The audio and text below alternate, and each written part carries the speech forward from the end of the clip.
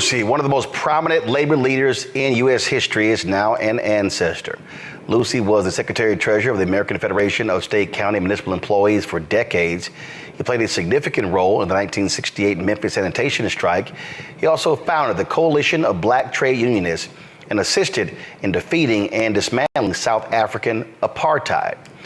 Tributes have been pouring in all day for Bill Lucy. The folks at AFSCME released this statement from President and CEO Lee Saunders.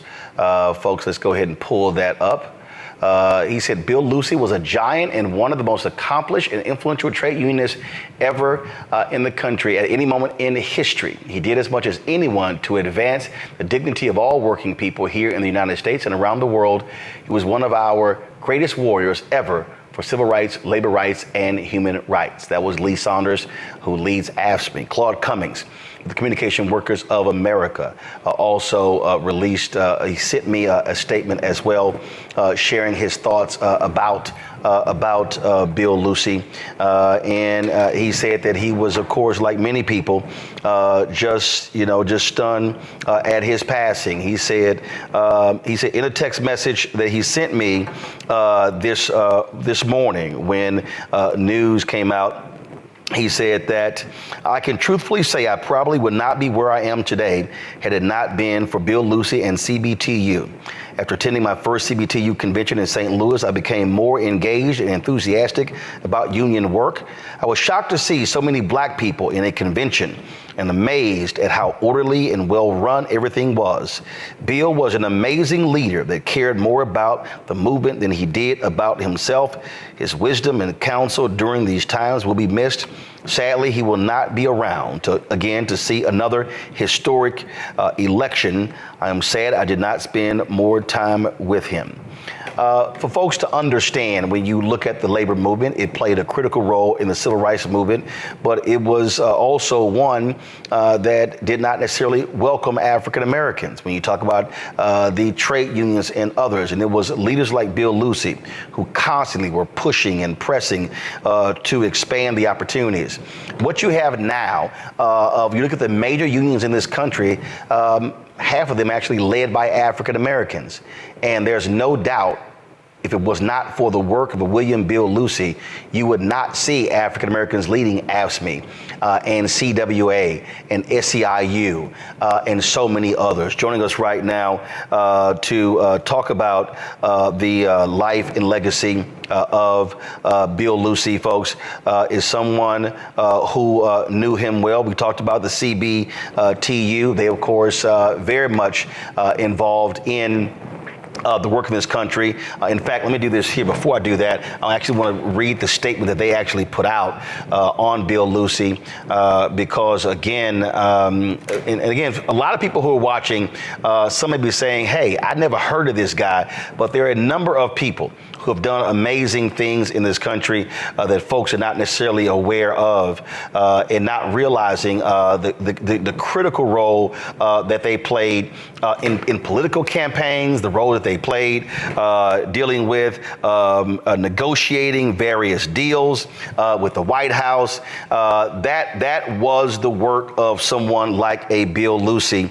And again, we can't underestimate the role that he played and what they were able to do and able to accomplish in changing the history of this country. I'm going to pull it up in a second, but let me bring up my guest right now. I want to make sure that we're good. Is our guest here? All right. Just want to make sure that we got okay. Let's go to the head of the CBTU, Terrence Melvin, the president of the Coalition of Black Trade Unionists. Terrence, just for folks who don't even know the history of Bill Lucy, just how crucial was he to the labor movement and for African Americans? Look, Roland, let me first of all thank you for having the opportunity to be here with you on this evening. We have had a great loss in the labor movement on today. We have lost the conscience of the labor movement. For over 7 decades, Bill Lucy has been the one that has been pushing the labor movement to do right by black people, to make sure doors are open for black people within the movement. He has been in the halls of Congress. He has been at the White House over the last 7 decades to make sure that the plight of our people, black people, was looked out for, not only just Roland in this country, but his issues were international in scope. He was the president of the Public Services International Union in 1994. He was elected to that position, which is the largest public employee federation in the world. Bill Lucy had stature not just here, but if it came to civil rights, he was at the front. If it came to workers' rights, he was at the front. If it came to rights for black folks, he was at the front leading the fight. And he wasn't just a leader to us. He was a servant leader. Bill was always there to not see what he could do for himself, but what he could do for others. So we are truly mourning the loss of a great victor, a great person, a great leader in our movement, in our society, with the loss of Bill Lucy going to the ancestors on this morning. This was the statement that sent out. The great William Bill Lucy passed away quietly this morning at his home in Washington, D.C. He was comforted by his family, who asked for privacy and patience to process their profound grief and loss. Bill, who was 2 months shy of his 91st birthday, had been battling a series of health challenges. Needless to say, Bill's passing is a monumental loss being felt here and around the world. Bill Lucy has been the North Star of the labor movement for more than 5 decades. So many, including CBTU leaders across the country, have stood on his shoulders to reach their dreams. Today we grieve, but we also show an abundance of gratitude to have had Bill Lucy in our lives for so long. Bill's family is Bill's family is in the process of finalizing the program and arrangements for his homegoing services. We will share the information with you as soon as it is completed. Please keep the Lucy family in your prayers. When you talk about, again, his impact, he never actually retired from the labor movement. No, not at all. He stepped down in 2012 as president of the Coalition of Black Trade Unionists, and I assumed that position at the time with his blessing. And although he stepped back from that position, he remained a great counselor and a mentor to many of us. As you read from Claude Cummings to other black labor leaders in this movement, we realize, Lee Saunders, we realize that we would not be in the positions that we are in today if it was not for Bill Lucy. Quietly, many times, behind closed doors at many times, but knocking down doors and making ways for us, and not being quiet, but stepping up and doing what was just and what was right for all of us in the movement. So no, he never retired. And I want to let you, I was with him just last week, and he was talking about the importance last week of electing Kamala Harris as president of these United States, and telling me to put the call out to all of our CBTU members that we have to double down and do what we can to make sure we are successful in this election, because everything is on the line. Absolutely. And when you talk about the work, I had the opportunity to sit down with him in 2018 to talk about the 50th anniversary of the assassination of Reverend Dr. Martin Luther King Jr. And the role that he played there, standing with those workers in Memphis, with those sanitation workers. And it was a great conversation. We're actually going to play that interview at the conclusion of today's show. But we're talking about, again, someone who put it on the line. I talked about the African American leaders who now head labor unions. April Verrett is the leader of SEIU. She put this out: the SEIU family is deeply saddened by the loss of Bill Lucy, a true visionary whose work paved the way for millions of workers to have a voice on the job and in society. Our thoughts are with his family and our partners at AFSCME. Bill's legacy is alive in every fight we wage today. His understanding believing that worker power and racial justice are inextricably linked guides our union's approach to the challenge of the 21st century workforce. His work with the coalition of black trade unionists helped pave the way for other black leaders, including myself, and inspires us as we continue our work to build a more inclusive labor movement. Bill Lucy's spirit will live on in every picket line, every contract negotiation, and every vote for worker power. May his unwavering commitment to justice inspire us all to work harder, dream bigger, and fight smarter for the working people of this country.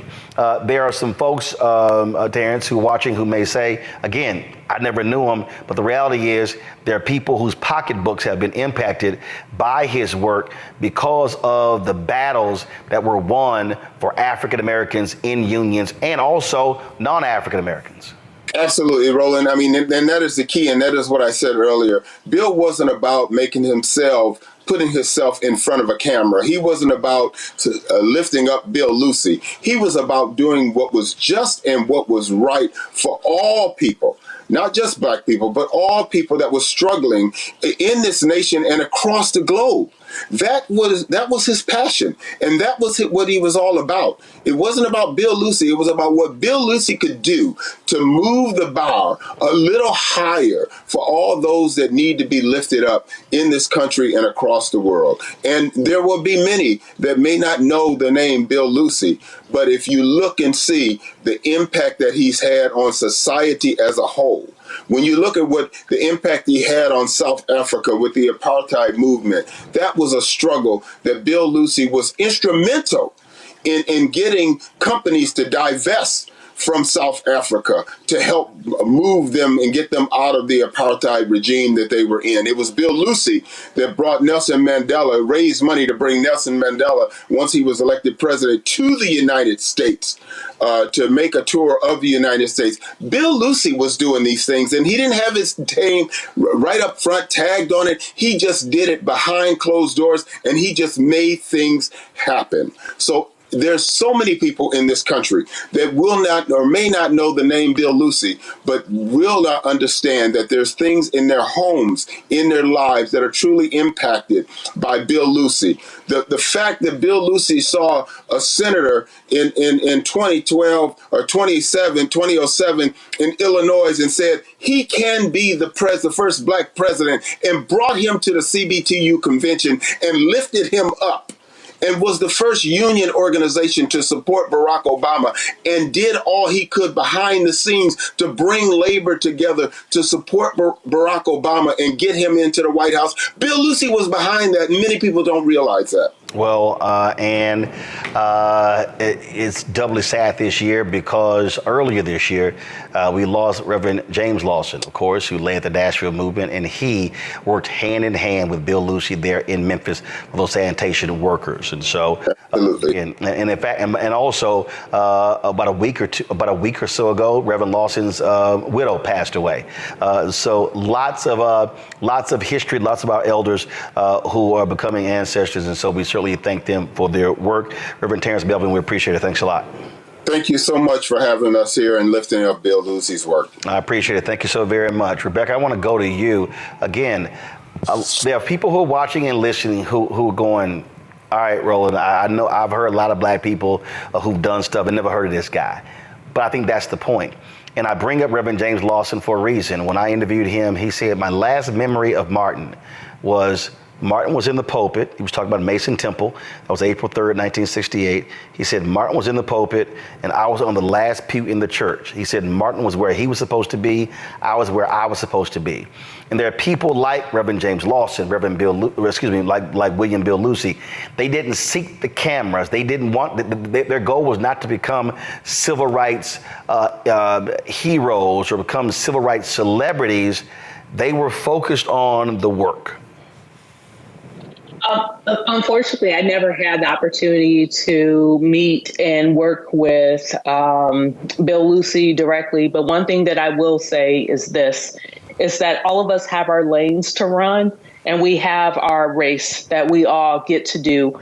All of us aren't a part of every part of the movement, but for those of us who are involved, we have to do our things because we have to understand, even if the lights aren't there, even if the cameras aren't there, we still have immeasurable impact. And much of that impact we will never know.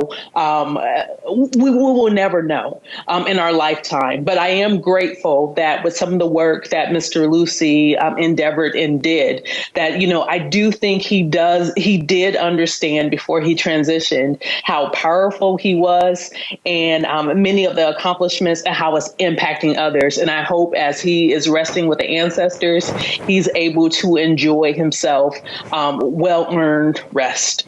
Joe, I got a chance to obviously meet Bill and talk to him. Unassuming, wasn't someone who wanted attention lavished on him. I mean, he was about staying sort of in the background and let me just do my work on behalf of the people. Yeah, and he was doing the work. I mean, that's true leadership, right? You speak very, very loudly through what you do, not through what you say. There's substance all the way throughout. There's no person in a union in America, dare I say, maybe it's a broad statement, whose life was not made better by the sacrifices and the determination and the consistency of Bill Lucy and people like him. And not only did he do what he did stateside, but being instrumental in the things that helped to bring down apartheid as it was. And I'm sure he must have been just thrilled when Nelson Mandela came and visited after being released. Et cetera. And so, even you go back those 50 years, it'll be 55 years, 56 years now to the sanitation worker strike that Martin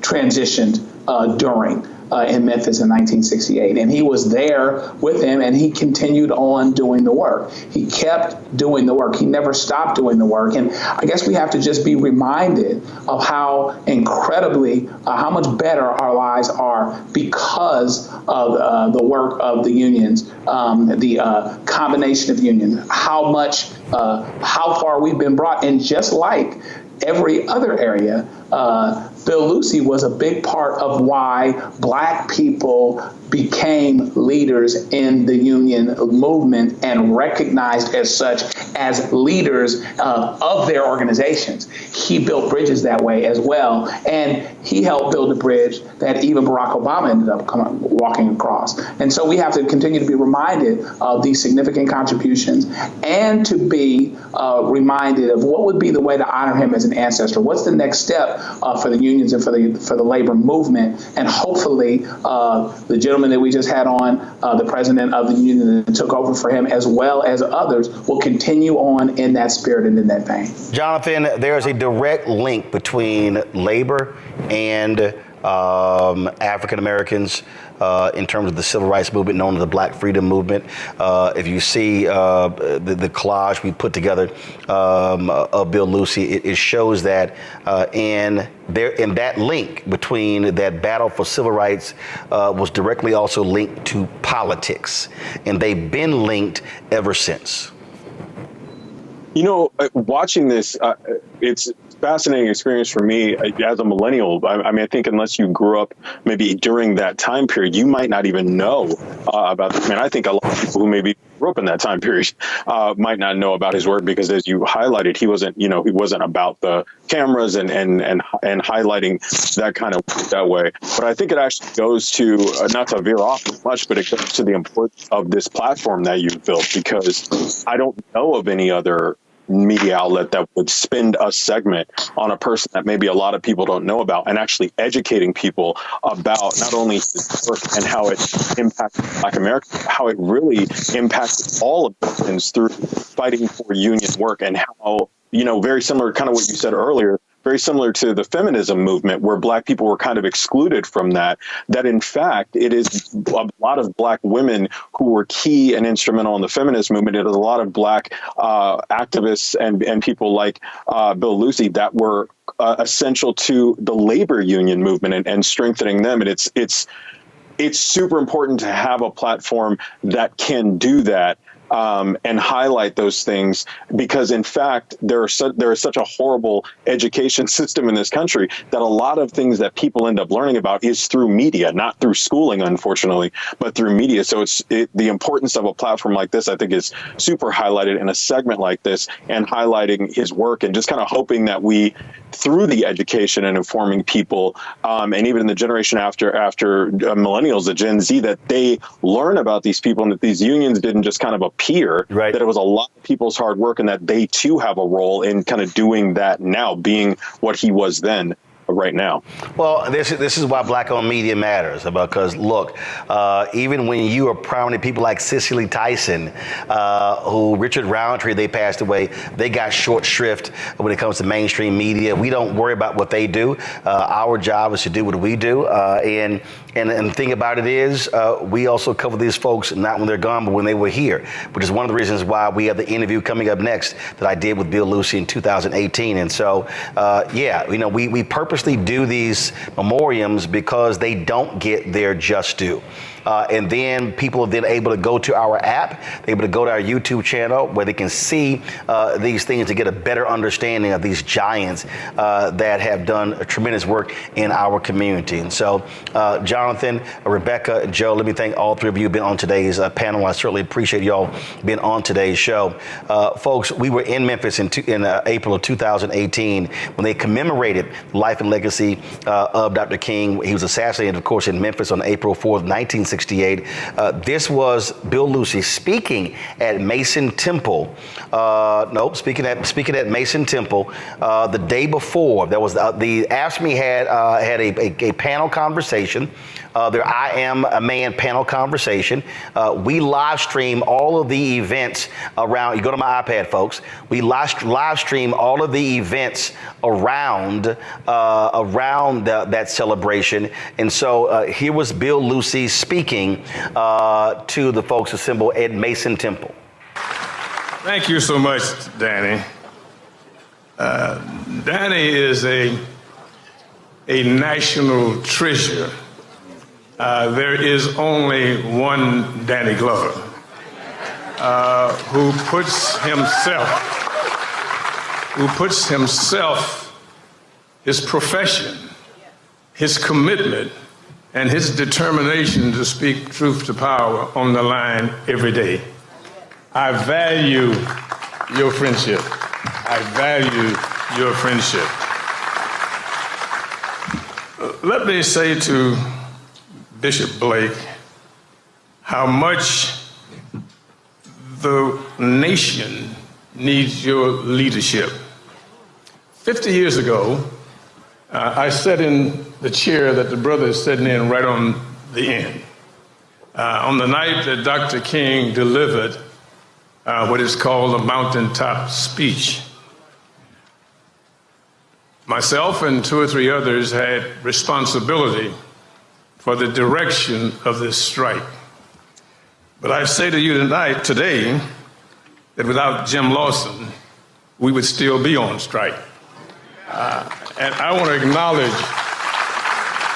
Jim and his leadership, not just of the Committee on the March for Equality, but on the entire community, in getting them to understand the difficulties that these men face. This community was then, and perhaps is now, like many others, where the level of education, income, and the value of what you do is not measured properly. I always use the example that someone born in Iowa with a strong right arm that can throw a baseball 100 miles an hour, it is accepted they will be a millionaire.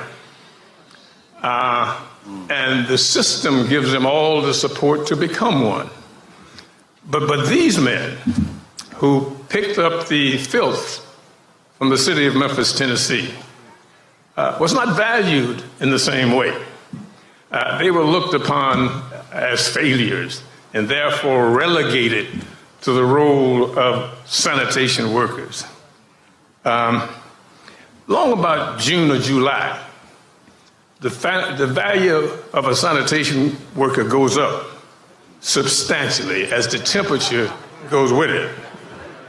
And this city and every other city needs what they do without question. So to Baxter Leach, who walked every day, to Elmore Nickelberry, who paid his dues behind a garbage truck, to Mr. James Riley, who came in from Chicago to be a part of this. To each of you, I say, this city owes you a debt of gratitude. And this week is about reflecting on that and talking about how valuable it was, it is, and it will be in the future.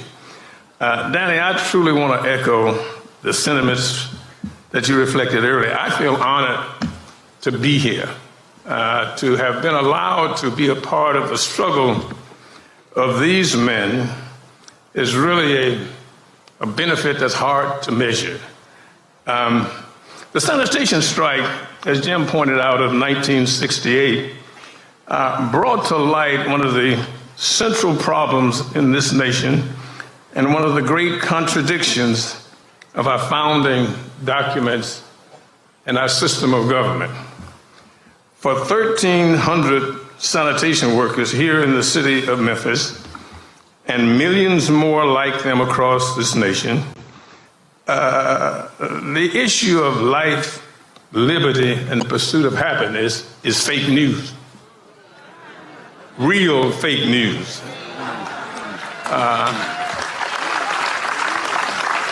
This is the tragedy of 1968, and it's the tragedy of today, because millions of low-wage workers in every corner of this country get up in the morning, go to work every day, toil hard, and still have trouble getting out of poverty.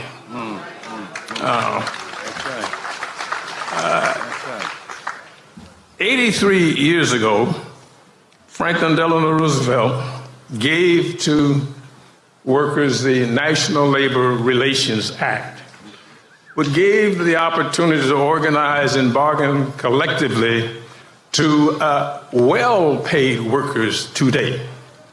But to low-wage workers and public sector employees, they are almost specifically excluded from the benefits of bargaining collectively.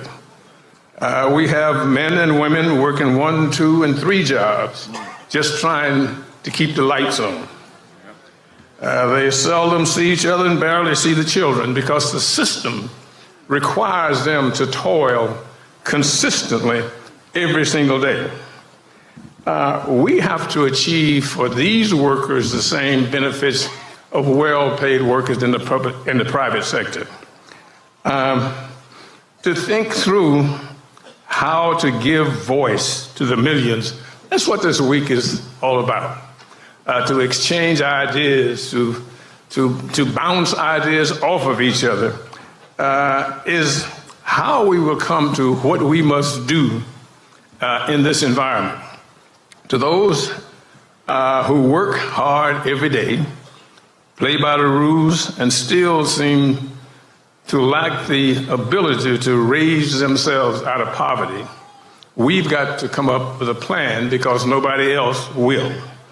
So when I say to Bishop Blake, you are a godsend, to partner with Lee Saunders and the American Federation of State, County, and Municipal Employees on this mission is really what low-wage workers and poor folks have been waiting for a long time. And as Jim made the point, organized labor, we got to find out where the church is at before we get in trouble. We can't show up when we got a problem. We got to show up when the church got a problem. We got to show up when the community has a problem. Because together, we can alter the course of this nation. Out of our reality, we are being brought face to face with the vision of Dr. King. Dr. King said that labor and religion are two of the most powerful elements in our society. Yet we have never used the power of both to the benefit of all. Yeah. We are at that point now, and it's not like we got a lot of options. We are solid trade unionists, and every union that is in this room has its own mission. And ours, it seems to me, is to make sure that the wealth of this nation is shared with the least of these in this nation. I joined this union many, many years ago on the hope that we could make a contribution to the improvement in the quality of life of people around us. And I think we have. We are, as the situation says, we are our brother's keeper. And so when our community is in trouble, we are in trouble. We are, and we have to ask ourselves, what do we bring to the table? As trade unionists, we bring the skills and abilities of trained and disciplined workers. So the question becomes, where are we? Where are we when the zoning commission is approving a liquor store on every corner? Where are we? Where are we in that discussion?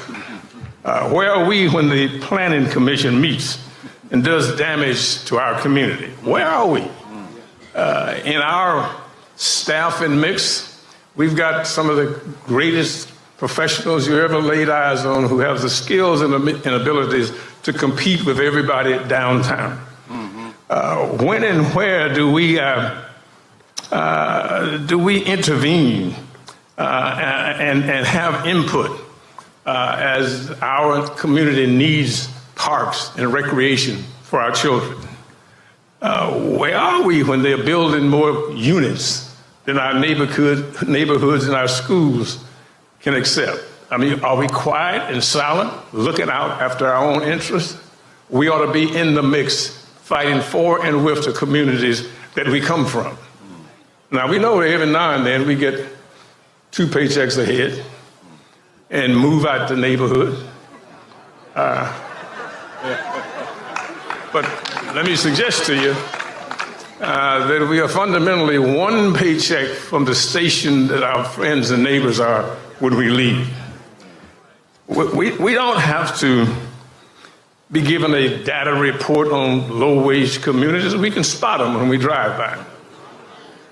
We have a moral obligation to fight with those communities to improve themselves and the quality of life within them.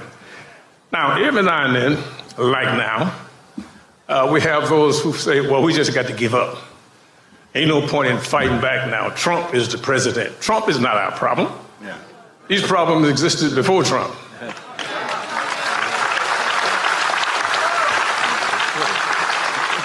Trump is a symptom of the problem. There are those who say, well, everybody who voted for Trump is a racist. Yeah. I don't believe that. No, I don't either.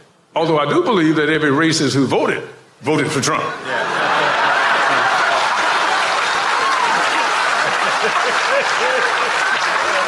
Amen. That's right, So we as a movement have a moral responsibility to raise these questions. Our growing role as trade unionists is to do what we do best. That's organize, and organize across our communities and everywhere else. And I know we have to, as trade union leadership, every now and then measure the return on investment. The return on our investment is the growing power in our community that is prepared to help us help ourselves. So those of you who come from major unions, who come from those institutions who are committed to social justice, the church and an alliance with us, we can change the environment we live in. So this week is about exchanging ideas, sharing visions and views, and making sure that we leave here with a true commitment to live out Dr. King's dream. Thank you so much.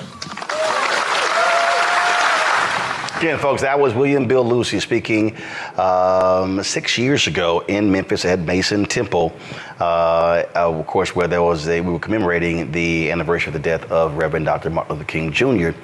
When we come back, you will hear my interview with Bill Lucy from 2018. We talk specifically about the sanitation workers' strike. He takes you inside what took place. We talked about who came up and how they came up with the phrase, "I am a man." He talks about Dr. King coming to Memphis and what that strike was all about. It is an interview you do not want to miss. If you want to understand history, understand the role that he played, you want to be sure to check that interview out. Folks, we're going to go to a break. We'll be right back for our tribute to William Bill Lucy right here on Roland Martin Unfiltered on the Black Star Network. He told us who he was. Should abortion be punished? There has to be some form of punishment. Then he showed us. For 54 years, they were trying to get Roe v. Wade terminated, and I did it, and I'm proud to have done it. Now Donald Trump wants to go further with plans to restrict birth control, ban abortion nationwide, even monitor women's pregnancies. We know who Donald Trump is. He'll take control. We'll pay the price. I'm Kamala Harris, and I approve this message. Bob and I both voted for Donald Trump. I voted for him twice. I won't vote for him again. January 6th was a wake-up call for me. Donald Trump divides people. We've already seen what he has to bring. He didn't do anything to help us. Kamala Harris, she cares about the American people. I think she's got the wherewithal to make a difference. I've never voted for a Democrat. Yes, we're both lifelong Republicans. The choice is very simple. I'm voting for Kamala. I am voting for Kamala Harris. In 2016, Donald Trump said he would choose only the best people to work in his White House. Now those people have a warning for America. Trump is not fit to be president again. Here's his vice president. Anyone who puts himself over the Constitution should never be president of the United States. It should come as no surprise that I will not be endorsing Donald Trump this year. His defense secretary. Do you think Trump can be trusted with the nation's secrets ever again? No. I mean, it's just irresponsible action that places our service members at risk, places our nation's security at risk. His national security advisor. Donald Trump will cause a lot of damage.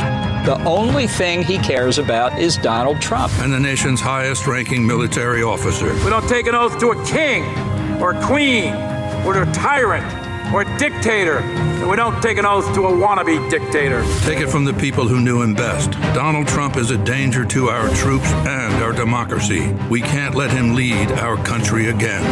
I'm Kamala Harris, and I approve this message. IVF is a miracle for us because it allowed us to have our family. After having my daughter, I wanted more children, but my embryo transfer was canceled 8 days before the procedure. Donald Trump overturning Roe v. Wade stopped us from growing the family that we wanted. I don't want politicians telling me how or when I can have a baby. We need a president that will protect our rights, and that's Kamala Harris. I'm Kamala Harris, and I approve this message. Here's a 78-year-old billionaire who has not stopped whining about his problems. Oh, she had a big crowd. Oh, the crowd. This weird obsession with crowd sizes. It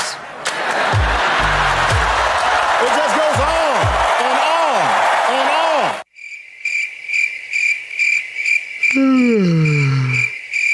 America's ready for a new chapter. We are ready for a President Kamala Harris. I'm Kamala Harris, and I approve this message. The overturning of Roe almost killed me. I had a blood clot in my uterus that caused my labor to have to be induced because of the overturn of Roe v. Wade. I wasn't able to get life-saving treatment sooner. I almost died. And that's because of the decision that Donald Trump made. I was able to get Roe v. Wade terminated, and I'm proud to have done it. The doctors and nurses were afraid that if they treated me in the incorrect way, that they would be prosecuted for that. And that's appalling. Donald Trump says that women should be punished.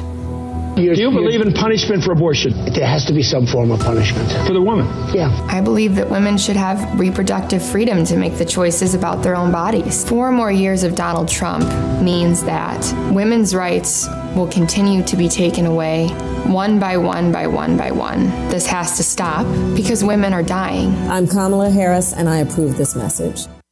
Hi, I'm Jo Marie Payton, voice of Sugar Mama on Disney's Louder and Prouder Disney Plus, and I'm with Roland Martin on Unfiltered.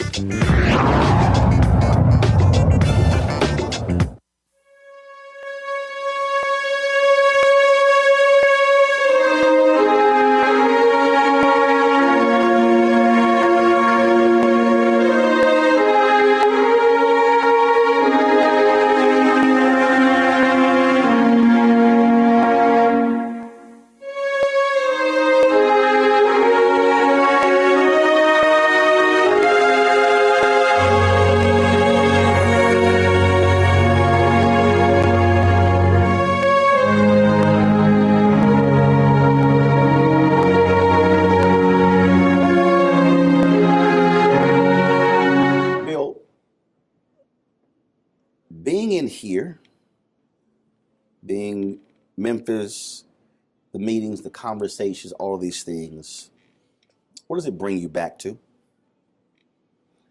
Well, it brings me back, Roland, to a point in my life where I learned the value of men who worked hard, yet the system denied them an opportunity just to be men.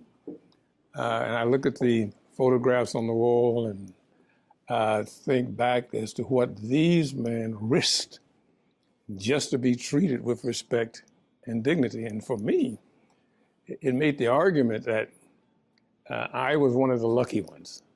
Really sort of standing on their shoulders, having an opportunity to not only help them be better men, but helping workers in general understand what it meant to struggle for just an opportunity to raise a family, to be a breadwinner, and to be treated with respect and dignity for the work that you did. And that's an incredibly humbling experience. But it also provided me with an opportunity to be able to talk this message and take this message and this movement to other people in other places. Where were you in 68?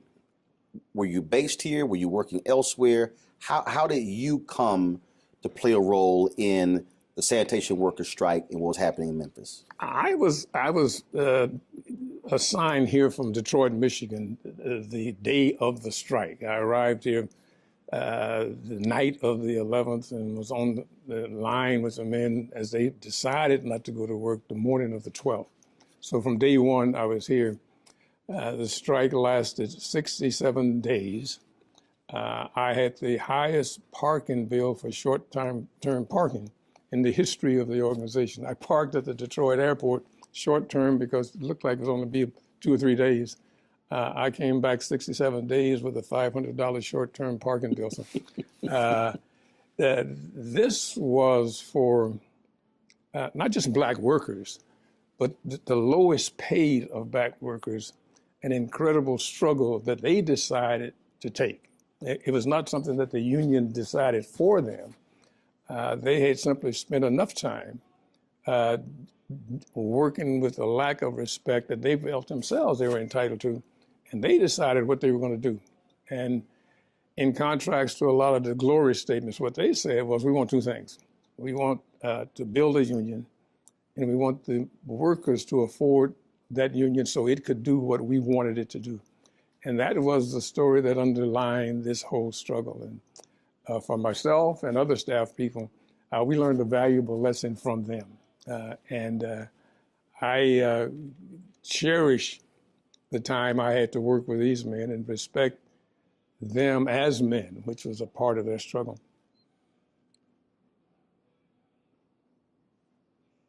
What was it about them that was different than other folks you work with who were trying to fight for their labor rights? Was it something different about them? There was something fundamentally different about them. There's that piece in the Bible that talks about the poor being with you always, but nobody ever said they're going to be the same group. These were men who recognized that they had a job to do. They was proud to do it. They had families to raise. They were committed to raising their families with all of the difficulties that they experienced. They simply wanted to be treated as men and respected for what they did. There's an incredible religious community. Men committed to showing up every morning, working very hard, irritated by the fact that they couldn't get a simple problem solved. We weren't talking about 50 cents more an hour or $5 more. We were just simply talking about the issues that generated disrespect in them as they worked. And they felt that the organization they were trying to form would really give them help in addressing some of these issues. I mean, they didn't think it guaranteed victory, but they thought that it gave them a voice in those decisions that affected their work life. And ultimately, I guess, their social life also. Where did the I am a man come from? Well, we were about 3 to 4 weeks into the strike. This was not an economic strike. This was a strike about respect and about being treated with dignity. And because when I talked to someone, they said they couldn't take bathroom breaks. They couldn't take. It was several things they talked about. They had nothing. It wasn't about money. No, they couldn't wash up. At the end of the day, they had to go home just like they had worked all day. There was no such thing as lunch breaks. I mean, you had to. It was just a bad situation. We reflected, and not only poor management, but poor acceptance of the responsibility of management. And these men were paying the price for those who supervised them, lacking either in commitment or sensitivity.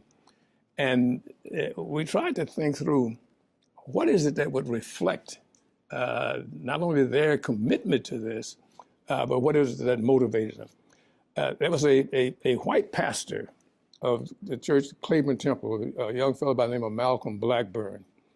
After one of the real difficult days, he and I were tasked with trying to come up with some slogan that would symbolize this. So many of the pastors, so many of the community leaders had talked about the difficulties that these men work with once they themselves learn. And so we took some of their speeches, some of their slogans, some of their comments, and we just put a whole lot of words on the table to try and see what we could come up with that would be simple and short. So after maybe 2 hours worth of working with it, we came up with the slogan, I am a man. And it sort of reflected what we thought their commitment to this struggle was. They simply wanted to be treated as men. And, across the South, you could go from boy to uncle to grandpa without ever landing on the position of man. And so when we put that on a sign, we had a march scheduled for the next day. We came up with that sign the night. The sign was printed in the print shop of the AME church. So when men saw them the next morning, folks were running, I want a sign like that. I want that kind of sign to put around my neck when we march. So why the underline of am? Well, speaking personally, I am. And if you think for a moment, these are the lowest of the low paid. These are garbage men. I made friends with a fellow by the name of Ed Gillis. He had worked for the city for 20 years. He earned $7.80 a day. He wasn't complaining about it. I mean, he was much more committed to getting a resolution to a today problem. He'd worry about the rest of it later on. But it gave him a sense of pride. And for the work that they did, they simply want to be respected for it. And I had an interview with a reporter, and I said, when's the last time you told your garbage man thank you? When's the last time you told him you appreciate what he does? And folks said, well, I never thought about it. And that was almost symptomatic of the conditions that these men had. And that was across the city. It wasn't uniquely to the white community or the black community. They didn't get respect from anybody because nobody understood what they did. Most of us, we put the garbage out back and we figure it just disappears. And the fact that they wanted to be respected for what they did and to be treated as a man. And that became a piece of glue that you couldn't change to this day. You said that these men, if y'all asked them to run through a wall, they would say, okay, let's go. I mean, they were so committed to forming their union because they had developed among them the belief Not that the union was going to win everything for them, but at least they would have a voice. They didn't have Yale degrees or Harvard stuff. They were just plain workers. Most of them out of the South, most of them old before their time. I mean, this kind of work makes you old before your time. And they didn't have any misunderstanding about what was possible. They simply wanted an opportunity to be treated with decency and dignity. And when we developed the slogan, I hate to say it, we probably could have ended the strike the next day because they felt just that proud of their commitment to this. We had to have a conversation with them because they had grown attached to this side. We said, look, if we're going to proceed on this, what we want you to do is go home and talk to your wife. Tell her what you're doing, and then tell her what you think you're doing. And if she agrees with you, we'll see you tomorrow. Because this is not going to end like that. And so everybody who came back said they had that discussion. Now, I'm not convinced that everyone did, but at least they felt comfortable that they had their support mechanism at home in order. They were prepared to go the long term on this. And for us, what we brought to this was just a semblance of support to help them not only think through the issues, how to plan for what we thought was going to be some pretty tough days. And everywhere we see the signs, I am a man, for the two of us, it's certainly for me, it's almost humbling that men who were so desirous of believing in themselves was prepared to take those kinds of risks. Does it bother you that every year when we approach April 4th, we forget what brought Dr. King to Memphis, and there's so much focus on him, rightfully so, but why he was here, and those individuals and their story and what they went through and what they experienced? Well, it doesn't bother me. It makes me, I think, try to understand a bit more. Dr. King may have been a great civil rights fighter and certainly a great preacher, but he was also a very strong trade unionist. He believed in the ability of folks to sit down across the table from whoever made decisions on their work life and be a participant in that discussion. And if you recall, Dr. King was really trying to put a face on poverty. And here you had the perfect example of the working poor, people who worked every day, yet had no way of raising themselves beyond their situation or beyond their circumstance. And it was a movement that he had long said was necessary, that labor and religion and the civil rights movement was two of the three of the most dynamic forces in our society. And here you had men who as I said, they didn't graduate from Harvard, they graduated from the streets of hard times, but they recognized that their life could be improved if they had an opportunity to have an instrument to work for them and to speak for them. The mayor here says, well, when the strike got underway, I believe in the men out that they can come and see me anytime. Well, you visualize a sanitation worker walking into the mayor's office to have a conversation about him, about his conditions of employment. It's silly. So they knew that unless they organized something that had the financial underpinning to speak for them, they were destined for a hard time. But they said, this is the time that we're going to do it. And I never regretted it. I can't help but wonder sometimes whether at least decisions that I helped them make or recommendations that I made to them could have been different. But Dr. King was committed to this work long before he came to Memphis. And the irony being that Memphis and the strike was in progress when Dr. King discovered what was taking place here. He was in Marks, Mississippi, I think, doing a rally on behalf of working poor there, and discovered Memphis. And his identification with it was important to the rest of the movement. But the two forces that he knew were strong came together in Memphis. I'm going to come back to him coming here, your conversations, your experiences, and certainly his assassination. But why? What was it? Why have you committed your life to the unions and to trade unionists and to the working man and woman? Well, in simple terms, Roland, I come to the conclusion there are two kinds of folks in our society. There's the powerful and there's the powerless. And you can generally tell which group you're in. When you analyze it, powerful people have things done for them. Powerless people have things done to them. And what's the difference?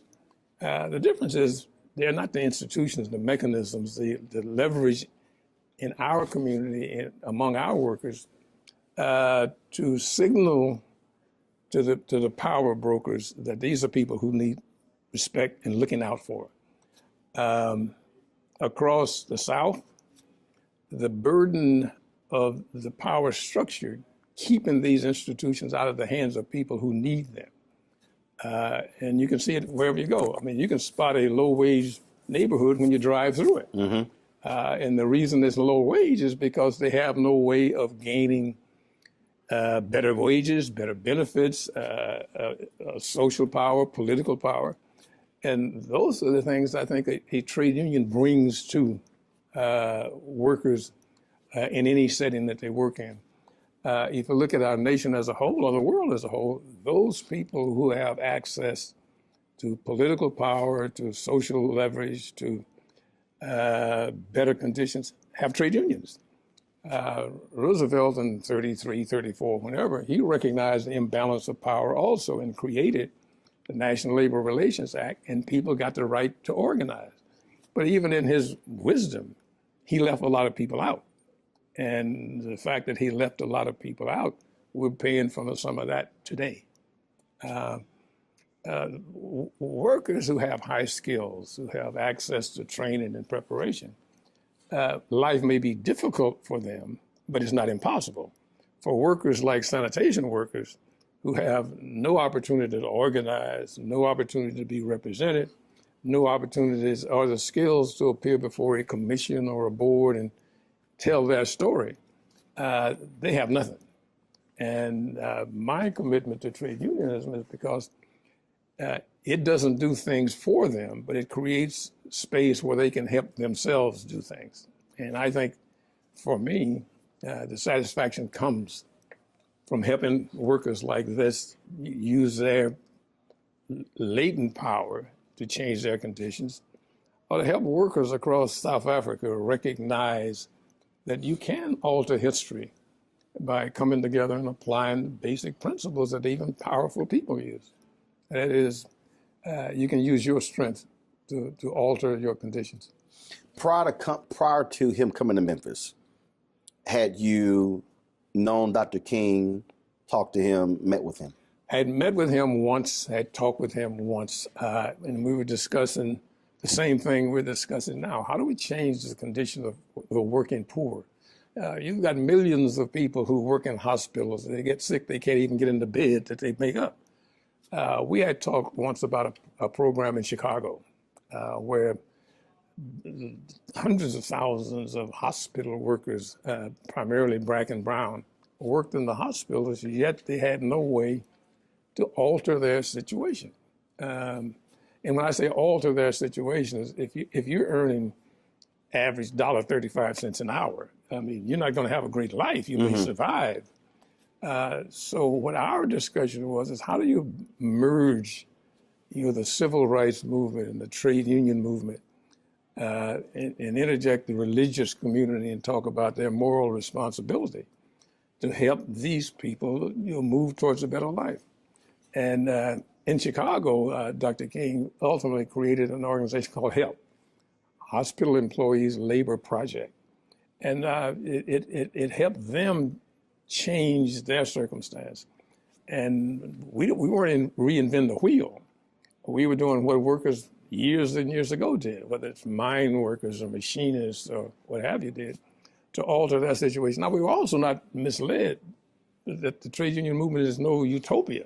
It has its shortcomings like everything else, but if it gave us an opportunity to get engaged, to get involved, to move up through the ranks of organized labor to the positions of power, that you could think through how to and where to bring organizational strength to organized workers. That was it, simple. And I became wedded to that idea. So I talked to Reverend Jim Lawson, and he said that the group decided we need to reach out to Dr. King and bring him in. He said he was tasked with making that call. Right. What was the reaction of these regular, ordinary men once y'all told them he's coming? You couldn't believe it. I mean, there was such a not only love for, respect for, but appreciation of the fact that Dr. King would identify with their struggle. And whether or not he talked about their specific situation, but just his moral authority and moral leadership would deliver a message to those who they believed held the power over their lives. And that went beyond just Memphis. Dr. King brought press no matter where he went, brought media, and the belief that if you can get the story of their strikers outside of Memphis, then perhaps other people would become sensitive to what they did. These were men who came up from the Delta, from West Memphis, or from Arkansas, who had worked a lifetime without any respect whatsoever. Like I said, this was not an economic strike. They simply wanted to find a way to resolve problems they had every day. We had a situation, Roland, where if the weather went bad, black workers in these areas were sent home. Everybody else stayed at work. If the sun came out and it stopped raining, they got paid. These guys lost a day's pay. You lose a day's pay and you make $7.80. That's a major setback. And so the question is fairness. The question of the city being sensitive to the work that they did. And it wasn't just for them as black workers, this was for all workers. And if Dr. King could help them get that message out, if he could talk to a broader audience, they saw that as a plus. What was it like? First of all, you clearly heard about him, heard about how he could sit in a room and listen to that side and listen to that side and listen to that side and then listen to that side, and then sum everybody's arguments up and then say, we're going here. What was it like to witness him in those meetings discussing tactics and what we should do next? Well, the thing that Dr. King had was this incredible respect from everyone. There may be disagreements, but it was a respect of his beliefs in the right thing to do. And so even among those of us here who were trying to think on a day-to-day basis strategies, there were disagreements. But in the end, you'd say, well, Doc, what do you think? And whether it's coming from the SCLC staff or coming from the local leadership through the organization Community on the March for Equality, or coming from the union. These are three different entities with three different levels of interest. But there was a respect for his views that guided everybody into a course of action. I mean, there was some folks who didn't believe in the march, or marches, but they all acquiesced to Dr. King's view that we not only got to march, it's got to be nonviolent, but it's got to be focused on the power center and power structure that had the ability to change this. We had a mayor who had just got elected with no obligation to the African-American community for anything, totally insensitive to the needs of the community, and absolutely outraged at the fact that a black workforce would raise the question with him of changing the process to accommodate to them and give them representation. that was different. That was different.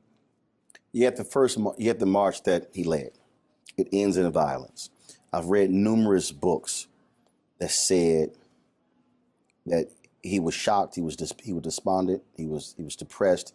That literally, when they took him to the hotel, where they put him under the covers in his clothes because he just could not believe what happened. And I talked to Janella Clayton and others, and they talked about just this tremendous strain and stress that was on him and his body in that last year. Did you see it? Did you feel it?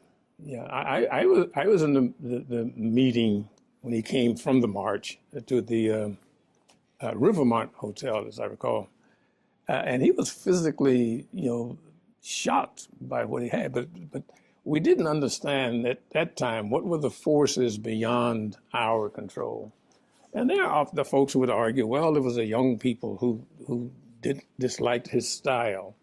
That may be partially true, but what we had were provocateurs whose mission it was to not only diminish his image in the eyes of the nation, but to disrupt this march in a way where the strike itself would be damaged, the demonstration of his lack of control and influence, and challenging the level of influence that the local community had in terms of moving towards a solution. And that's what happened, because all the press the next day, national media, oh my God, he's lost it. He can't control. He's no longer relevant or important. Right. And you had members of Congress speaking in Congress at his absence of influence any longer in demonstration to affect public policy. And he was troubled by that. It was just a short while after that, maybe 6-8 months after the strike ended, Senator Frank Church held a set of initially unrelated hearings. When we learned about some of the influences that were put to play in the strike right here in Memphis. And it's interesting reading. And the men were more determined than ever to continue their struggle. I believe that was on about the 28th of March. And what went unnoticed, young fellow, 16-year-old, killed by the Memphis police, unrelated to the strike, but included with the strike issues. These were really very difficult times. And the men began to understand that their struggle was a part of a much larger struggle. I've heard the 43-minute and 16-second speech he gave April 3rd, Mason Temple. If I'm correct, he shouted you out in that speech. You were there. Yes. From your perspective, describe that night, that experience. It is, that was probably one of the worst nights. Weather-wise, emotions were high. Dr. King was tired, a little bit beaten up. And he really did not want to speak that night. Ralph Abernathy was the so-called principal speaker. And Ralph gave a tremendous presentation, but people wanted to hear Dr. King. And they charged somebody with going and getting Dr. King. I think he was trying to rest, but he got up and came over. And he gave what has come to be known as the mountaintop speech. And you could tell, at least you could assess that he was tired. But he saw the crowd that night. He saw the recognized need for him to say something to these people. He must have had 18, 20,000 people. The church was at Mason Temple. And he summoned up all of his preaching skills and his analytical skills to talk about the conditions that were in front of us. And I mean, it was just an unbelievable night. And I personally, we will not forget it. It was one of the high points of listening to social and political rhetoric. It was just a tremendous presentation. And people went out of the church ready to march, on April 5th. And I think they probably would have marched through brick walls and anything else, but it was a motivating speech preparing them for the march that was going to take place. Were you surprised at how focused he was on economics in that speech? Because he talked about boycotts. He talked about redistributing the pain. He talked about how SCLC put money in a black bank. He talked about, again, what frustrates me is most people have heard the last 3 minutes of that speech. But to hear the totality of this 43-minute speech, where he has a laser-like focus on economics as the future pathway for African Americans. No question about it. What he had concluded, that there's a power system that perpetuates itself and keeps people in these conditions. And he talked about, as you said, all of the ways in which you force that system to become engaged in relieving the problems and pressures on the working poor.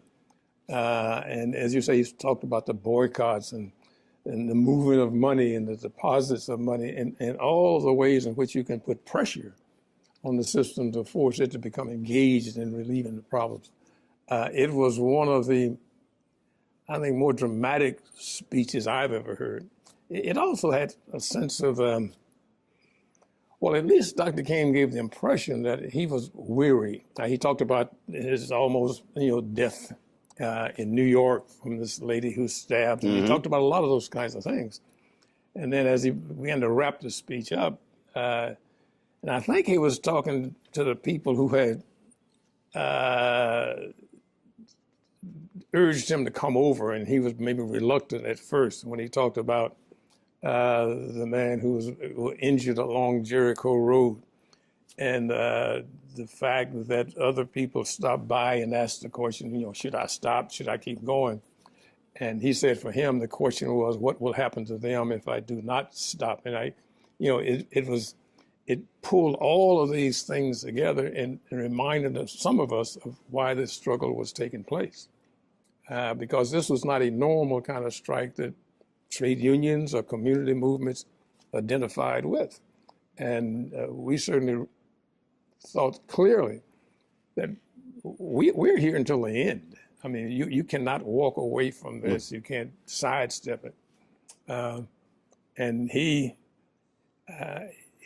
made all of that clear in his speech. And I for one, think that Dr. King had finally I shouldn't say finally, but had identified some of the root problems and root causes of problems that perpetuated the poor, where you had a situation where incredible wealth and incredible poverty lived side by side, with no embarrassment from the rich. And he saw the working poor as the future work because it involved the economic struggle that he had begun to think seriously about. April 4th. What were you doing that day? What was the day like? Oh, yeah. Every day was a day of mobilization. We would meet with the men to the degree there was any progress. We'd report on what that was. If there were any unusual things happening, fill them in on that. If there are any questions they had or decisions they need to make, to try and get that done. But everybody was mobilizing for the march. But you also had a court hearing that day, if I'm correct. Yeah, that was a series of injunctions. But SCLC took responsibility for dealing with the injunctions. Andrew Young and James Orange and some of the other fellows and their lawyers took responsibility for the court because the court had enjoined the march. It had not enjoined the mobilization and community action work that we were doing. So that day goes along. You go throughout the day, you get to the evening. Where are you? I'm at the headquarters building of what was called then the minimum salary building of the AME Church, which is a building next door to where our mobilizing headquarters were, which was Cleveland Temple. And in the evening, I lose track of the time, but the word came over the radio that Dr. King had been shot on the balcony at the Lorraine Motel. And among all the unbelievable things that you just refuse to accept, this was one of them. So you hear this on the radio. So a co-staffer and myself, we were like 5 minutes from the Lorraine Motel. We jump in the car and we come around here. And by the time we get here, police were already here, keeping people out as opposed to keeping people in. And this whole evening was just one that we had difficulty believing. Dr. King, as prominent a leader as he was, to be shot on the balcony made no sense to us at all. It was not like he was a stranger in town. He should have, and perhaps did have, as much security as you could have. But the evening ended with not only with the shooting, but with him being taken to the hospital.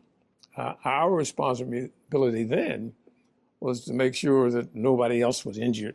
I mean, the city obviously was just outraged, and our job was to make sure that the people, got home all right, didn't confront the police or anybody else with any activities that would cause there to be more harm. And then to reconvene a meeting of all the partners in this thing to talk about where do we go from here.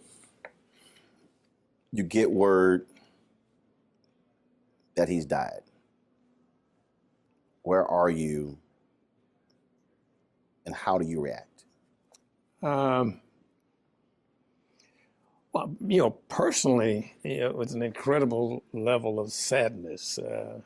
It was not like you had a leader who preached violence. You had probably one of the most committed men to nonviolence, yet to be killed through a violent act. We were a little, we had to think through what this all meant. How and what do we do with the men the next day? How do we handle the notification across the country as to what was taking place in Memphis, and at least whatever advice we were going to give to other folks, how they should react. And clearly, the country was beginning to go up in smoke. The anger that was across their major urban areas was just incredible. I interviewed Reverend Jim Lawson, and he said the next day he went to work. He said, we literally did not have time to stop. And he said it wasn't until either July or August that the grief hit him. He said, but literally, he was completely in work mode. Well, I think that's typical of everybody, and certainly Jim, who was such a major part of this. We had 1,300 men, 1,300 families, who knows how many children that were a part of all this. We had a community by now that was totally mobilized in support of them. There needed to be direction given. There needed to be a conversation with the leaders. There needed to be addressing the young people, many of whom had become reluctant supporters of the strike, but they were supporters. We had to at least make sure that no one gave reason for added violence against any community members. And to try as best as we could to prepare for what ultimately became a major march on behalf of Dr. King himself. And we were getting deluged with calls from all over the country of people who really want to know, is it real, is it true, is it, et cetera. I distinctly remember a call from Byatt Rustin, who was on a radio show in Westchester County someplace, where people were equally upset. And I think Byatt mentioned on the radio, if you want to do something to help people in Memphis, send $1. and the outpouring of concern and support. In a day or so, we felt down here where there was duffel bags, army duffel bags filled with dollar bills that people were so impacted by this. But as Jim said, we didn't have time to stop. We almost went from his death mode to mobilizing for this major march that we got committed to. And I believe we had 40 or 45,000 people show up for that march. We had to deal with what was going to take place in Atlanta. And to their credit, the men, while they regretted and was suddenly upset by Dr. King's assassination, they remained committed to their goal. And they organized themselves. They made their own decisions about how they would respond on a city basis. I can remember we were a little concerned about whether or not we wanted to take the marches back downtown. A minister here in town whose name may be lost in all the history, Reverend Henry Starks, who took just personal responsibility for organizing and mobilizing the march to dramatize to the business community and certainly to the city leadership that these men were committed to this. And I think we wanted to take a day off, but the men asked us, aren't we going back downtown? Aren't we going to march today? And for those of us who were staff, we had to really not only pick ourselves up, but to try and understand that, this was a tragedy that happened in the course of a major movement, and understand that Dr. King was certainly aware of the risk, but he is also committed to the movement. Just a couple more questions. We were out there today, the wreath laying ceremony, and you heard these men say that here they are 50 years later, still fighting for rights and respect. So many people, I think, go, well, Mark was successful, they got what they wanted, but the fact that they still have not been made whole. Right. That has to be angering to you. It is. Especially in a city that for the longest was black run. Black mayor, black city council. You're absolutely right, Roland. The fact that there is not a pro-worker environment, there's not a belief that workers have a right to participate in those decisions that affect their work life, which would give them the right to sit across the table and negotiate safety procedures, promotional opportunities, grievance procedures, retirement, vacation, sick leave. While these workers have much of that, they don't have the clear-cut right to do that. And even if they achieve it, one stroke of the pen can take it away or threaten its existence. We've got a responsibility, we in this context, I mean the union and trade union leadership, to develop leaders and procedures that carry on across the years. Generations. What these men did, and I really appreciate the action that President Obama took. He put them as a group into the Labor Hall of Fame because while many of them would never realize the benefits from the struggle, it laid the foundation for those who come after them to benefit.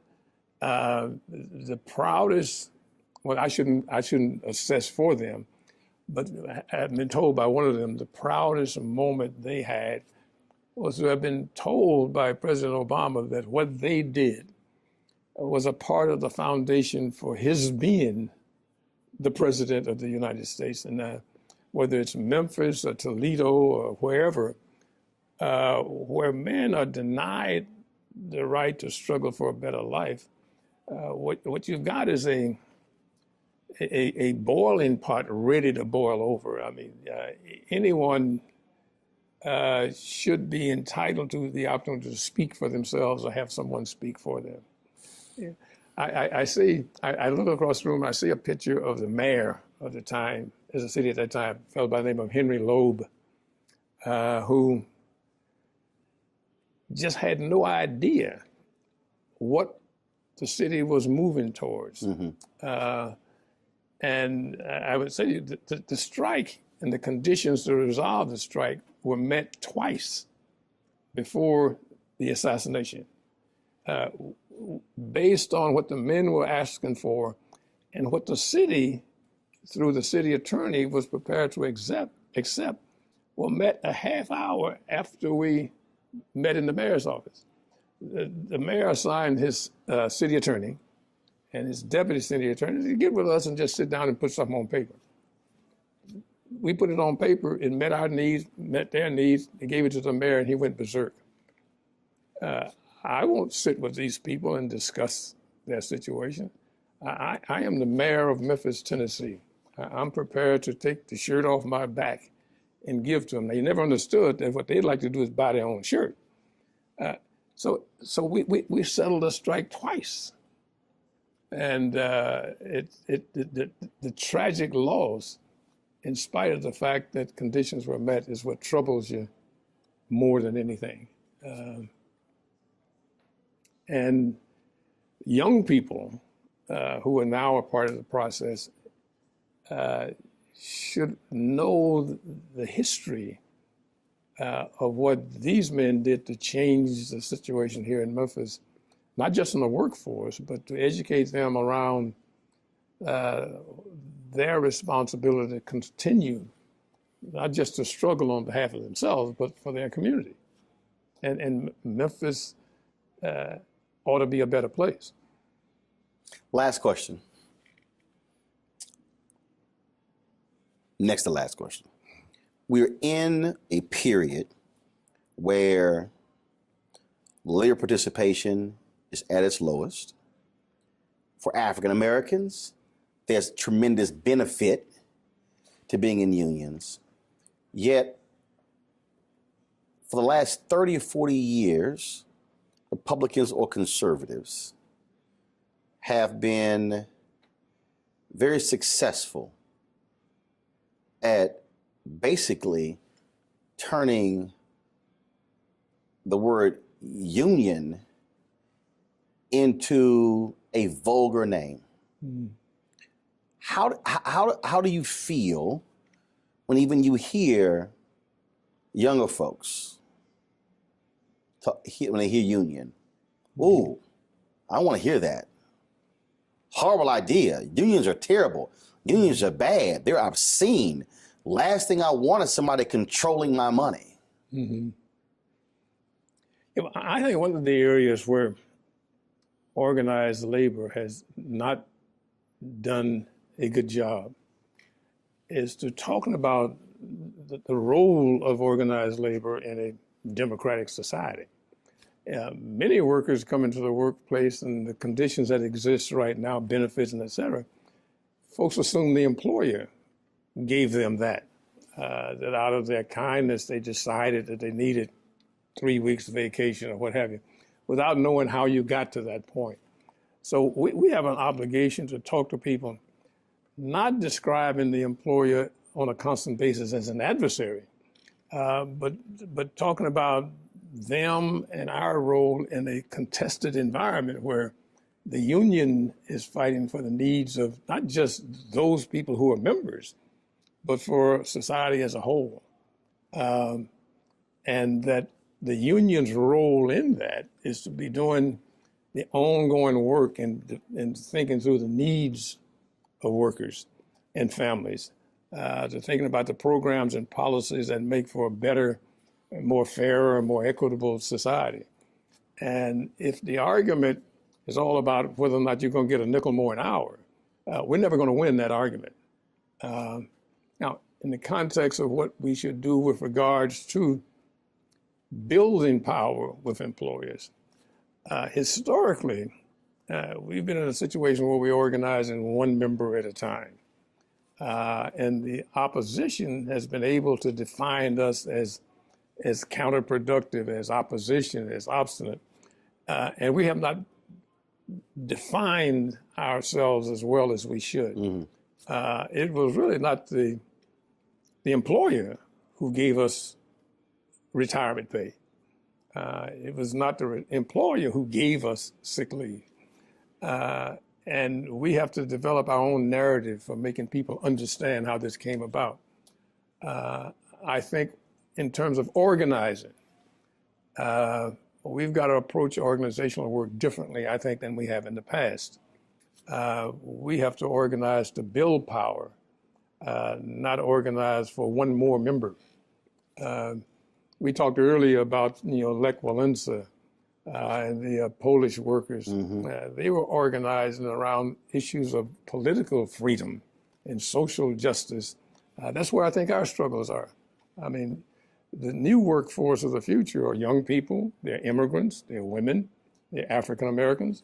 These are the people who want to be organized to share in the benefits. We're not interested in bankrupting the corporations or those who bring the jobs.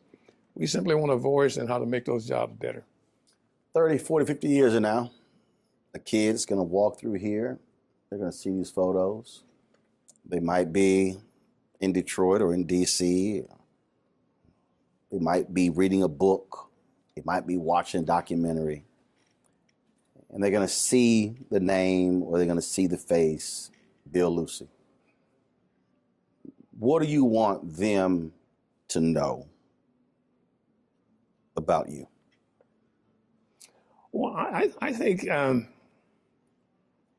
if anything, the lucky break that a Bill Lucey got was to be able to develop some understanding, some skills, a little bit of commitment that was valuable in helping others sort of find a way to join a struggle for a better life.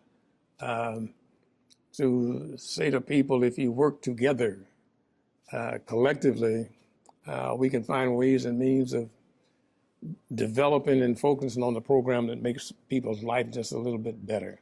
I think you're going to always have the inequities in wealth and income. The question is, can we bring enough folks together who have the kind of influence socially and politically to develop the programs that just make life a little bit better? There's an old saying by an old trade union is, what is it that labor wants? A little bit of leisure, a little bit of recreation, some health care, a little bit of education, something to make us better people in the society we got to live in. And if they come to that conclusion, I'll consider my contribution to have been meaningful.